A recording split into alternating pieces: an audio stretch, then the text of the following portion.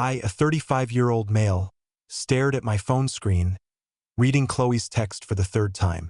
Got held up. Be home whenever. That was 4 hours ago. She'd left for drinks with the girls at 8 p.m. It was now 2:47 a.m.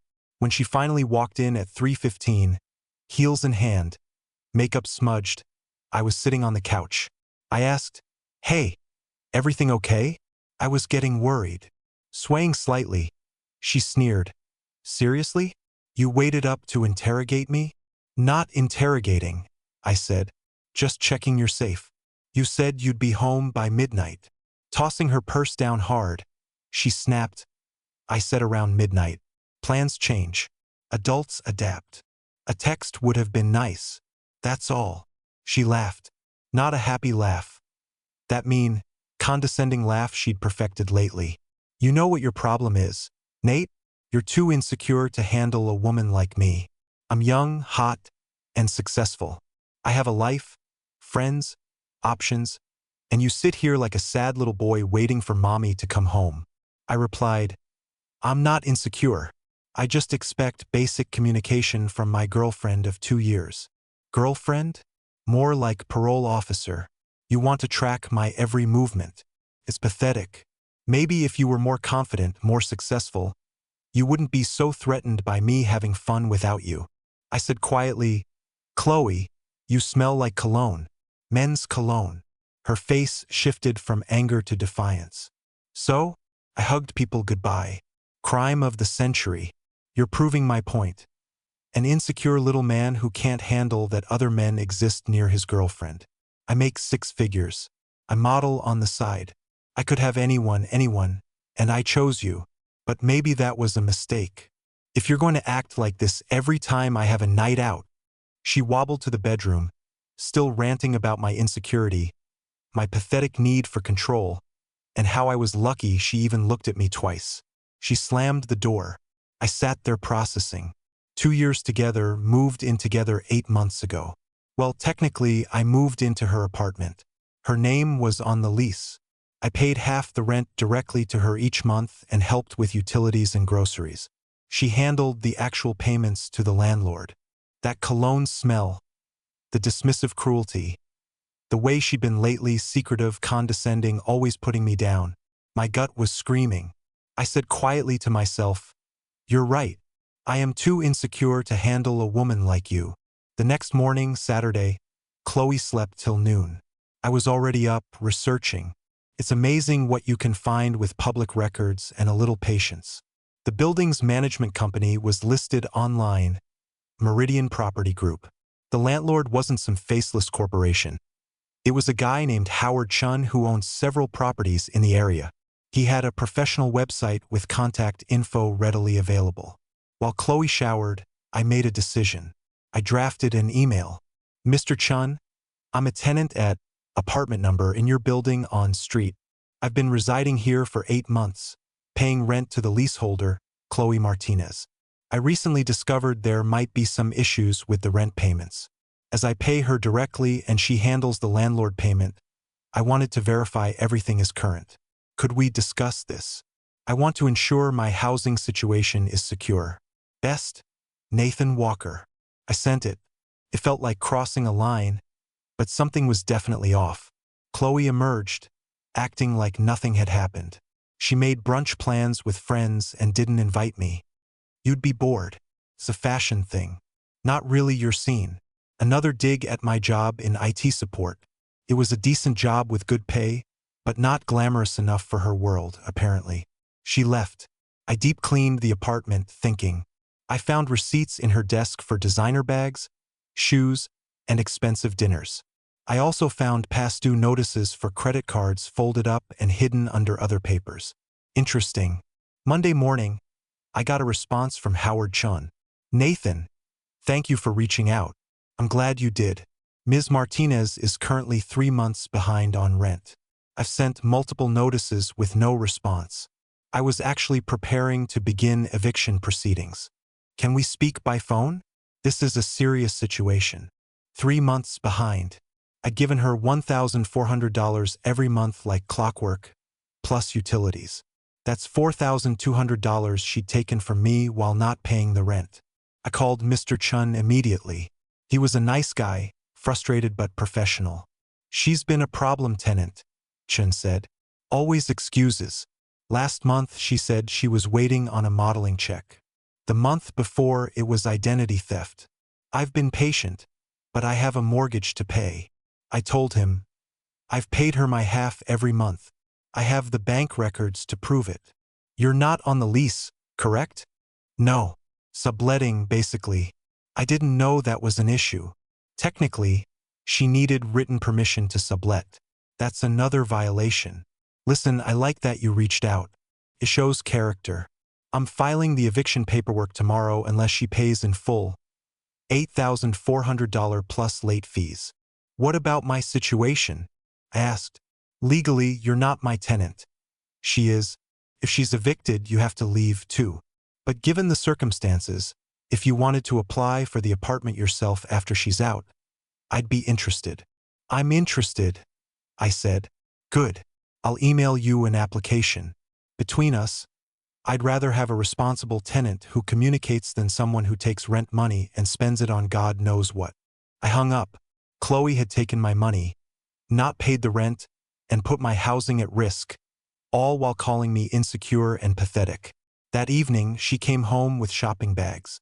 A new outfit. There's a gallery opening Thursday, she announced. You wouldn't enjoy it. Too pretentious for you. But I got something cute. I smiled. That's nice. Hey, I was thinking we should review our budget. Make sure we're on track with everything. Rolling her eyes, she scoffed. There you go again. So controlling. My finances are fine. Stop projecting your middle-class anxiety onto me. I just want to make sure the rent and everything is covered. I said. Oh my God. Yes, Dad. The rent is paid like always. You give me your little check, and I handle the adult stuff. That's our arrangement. Now, can you please stop being so insecure about money? It's not attractive. On Wednesday, I got another email from Chun. The eviction notice was ready. It would be served Thursday morning. He also mentioned he'd reviewed my application. Pending the eviction of the current tenant, he'd approve me. Same rent, but I'd have it solo. On Thursday, I left for work early while Qley was still asleep. Around 10 a.m., my phone exploded. What did you do? She screamed through the phone. I'm at work. What's wrong? Don't play dumb. The landlord just showed up with an eviction notice. It says I haven't paid rent in months. What? But you said the rent was paid. You contacted him. I know you did. This is your fault. How is you not paying rent my fault? I had expenses. The modeling competition, entry fees, headshots, networking events. They're all investments in our future. You took my rent money and spent it on yourself. I was going to catch up. My tax refund is coming. You've ruined everything with your insecure snooping. The notice says you have 30 days to pay or vacate. That's between you and the landlord. 30 days? Where am I supposed to get $8,400? Maybe sell some of those designer bags, I suggested. She hung up and texted me 47 times in the next hour, alternating between threats, insults, begging, and more insults. I screenshotted everything. That night, I came home to chaos. She was on the phone with her mom, crying dramatically. When she saw me, she hung up. You're enjoying this, aren't you? She accused. Destroying my life because you can't handle a strong woman. You destroyed your own life by not paying the rent, I said calmly. I just found out about it. We're a couple. You're supposed to support me, not conspire with landlords. Support doesn't mean enabling theft. You stole my rent money. Stole? I'm your girlfriend. What's yours is mine. Actually, legally, it's not. And taking money for rent and then not paying the rent? That's fraud. Her face went pale. You wouldn't dare. I haven't decided yet. Depends on how the next 30 days go. She tried everything that week. Seduction. Baby, remember how good we are together? Guilt. 2 years means nothing to you? Threats. I'll tell everyone you're an abusive, controlling psycho. She even had her modeling friends text me about how I was intimidated by a successful woman. I gray-rocked it all with calm, factual responses. Meanwhile, I quietly moved my important stuff to a storage unit, set up mail forwarding, and prepared to leave if needed. 2 weeks later, the escalation was swift and predictable. Qley went from trying to manipulate me to full scorched earth. First, she tried to lock me out. She changed the locks while I was at work. I came home to find my key didn't work. She opened the door with a smirk. "Oh, sorry. Safety reasons. You can have a key when you apologize to Mr. Chun and fix this mess." "That's illegal. I'm a resident here. You're not on the lease. You're a guest. My guest. And maybe you need to find somewhere else to stay until you remember whose apartment this is." I called Chun directly. He was furious. "She can't change locks without permission. That's another lease violation. Document this. I'm adding it to the eviction file." A locksmith authorized by Chun came within an hour. Qley stood there screaming about men sticking together and financial abuse. Neighbors were watching from their doorways. She was building quite a reputation. Next, she went financial. She suddenly remembered I owed her for various things and sent an itemized bill for $3,700, covering emotional labor, career counseling, and lifestyle upgrade services. She was dead serious. I responded with my own itemized list, every rent payment, utility payment, grocery bill, and date night I'd paid for. It came to over $22,000 over our relationship. I ended with, "Happy to go to small claims court to settle up if you'd like." She backed off that angle quick. Then came the social media campaign. Instagram stories about toxic men who can't handle successful women. TikToks about financial abuse in relationships. She even tagged me in posts about insecure men who sabotage their girlfriends. My response was to post my own update, a picture of the eviction notice. The caption read, "PSA. When your partner takes your rent money but doesn't pay the rent, that's not insecurity. That's theft. 3 months of my payments went to shopping sprees instead of our landlord. Now we're both getting evicted. Choose partners who respect your contributions." Her friends started questioning her story. Some reached out to me privately. "Wait, she really didn't pay the rent?" The narrative was crumbling. Meanwhile, I was working with Chun. He appreciated my cooperation, documentation, and professionalism. He even reduced the rent slightly for my solo application. "Good tenants are hard to find," he said. Friday night, things went nuclear. I came home to find my work laptop missing. "Where's my computer?" I asked. "What computer?" "Haven't seen it." "The one that was on my desk." "My work laptop." Examining her nails, she said, "Oh, that. My friend needed to borrow a laptop for her portfolio. You weren't using it. I need it for work on Monday. Get it back now. Get your own laptop." "Oh, wait. You spent all your money conspiring against me." I called the police and filed a report for theft of property valued at over $2,000. When the officers arrived, Qley played innocent. "Officers, we're a couple. We share things. He's just being vindictive because we're breaking up." The officer asked her, "Ma'am, did you take his laptop?" "I borrowed it for a friend without permission." "I don't need permission to use things in my own home," she added defiantly. "Ma'am, it's his property. You need to return it immediately or we'll arrest you for theft." She made a call. Her friend brought the laptop back within an hour, but the damage was done. A police report was filed, another document for my growing folder. The final week. 7 days were left on the eviction notice. Qley had pivoted to desperation mode. On Monday, she brought home a guy, introduced him as her new boyfriend, Trevor, and made out with him loudly in the living room while I was trying to work from home. Trevor looked awkward. "So, you're the ex? Current roommate for another week," I said. "She said you were stalking her. Check the kitchen counter. Eviction notice. She hasn't paid rent in 3 months. I'm moving out when she does." Trevor left pretty quickly after that. Qley screamed that I'd ruined her rebound and added it to her list of my crimes. On Tuesday, her mom showed up, Helen was dressed like money and acted like entitlement incarnate.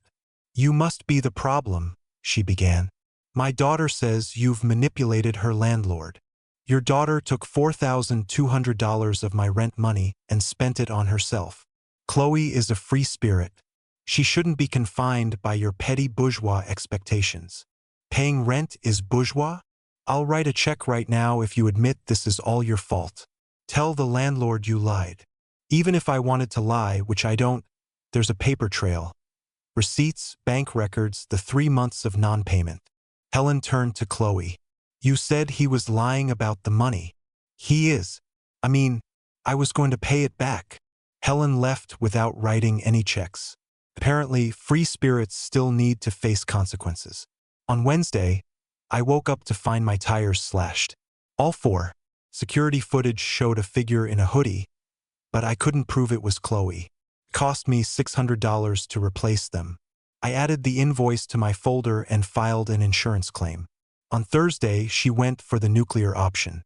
Qley filed for a restraining order, claiming I was harassing her, stalking her, and making her feel unsafe in her own home. The court date was conveniently set for the Monday after the eviction deadline. But she messed up. In her filing, she admitted to taking my rent money, writing that I was harassing her about money she was going to repay when her modeling career took off. It was a beautiful, written confession. Friday, D-Day, the eviction deadline. Qley hadn't packed a thing. She was still in denial. "My lawyer says you have to leave. This is my apartment." The sheriff arrived at noon with Chun. I was ready.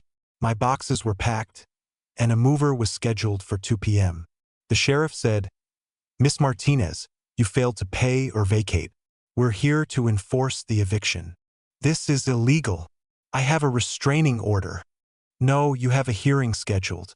That's not the same thing. You need to leave." The meltdown was epic. She was screaming about discrimination, sexism, and abuse. Neighbors were filming from their doorways. She had tormented them with late-night parties and hallway arguments for months, and they were enjoying the show. When she refused to pack, the sheriff called a moving company that would bag her stuff and put it in storage. She'd get the bill. Crying now, she turned to me. "How could you do this? I loved you. You loved my money," I said. "You loved having someone to blame. You never loved me. Where am I supposed to go? Maybe ask Trevor, or your mom, or any of those friends who think I'm so controlling." My movers arrived. They were efficient and professional. My stuff was out in an hour. As I did a final walkthrough, Chun pulled me aside. "Applications approved. You can move back in tomorrow if you want. Fresh lease, your name only." "Actually," I said, "I found another place closer to work, but thank you." "Understood. For what it's worth, you handled this with class.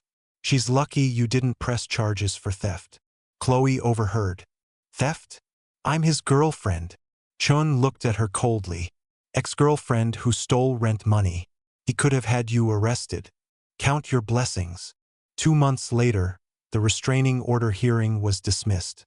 The judge read her filing, saw her admission about taking the rent money, looked at my evidence of her harassment, and warned her about filing false reports. She tried suing me for illegal eviction, but a lawyer laughed her out of the office when she admitted she hadn't paid the rent and wasn't even supposed to have a subtenant. Last I heard through mutual friends, she's living with her mom in the suburbs. Her mom is making her pay rent. Ironic.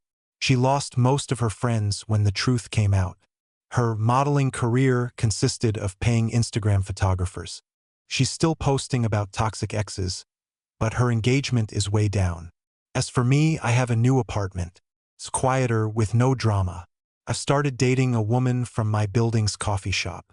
She actually pays her bills and doesn't call me insecure for expecting basic respect. The funny thing about Qley calling me too insecure to handle a woman like her is that she was right.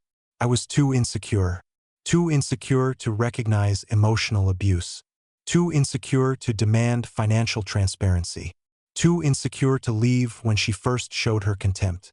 Not anymore. Now I'm exactly secure enough to handle women like her by not handling them at all. by letting them face the consequences of their own entitlement.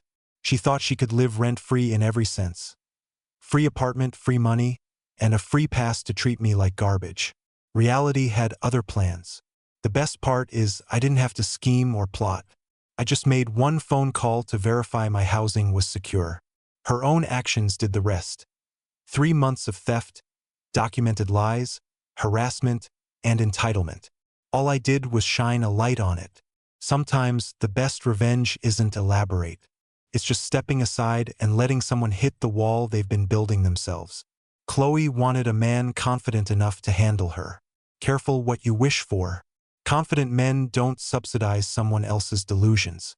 They protect themselves and move on. And that's exactly what I did.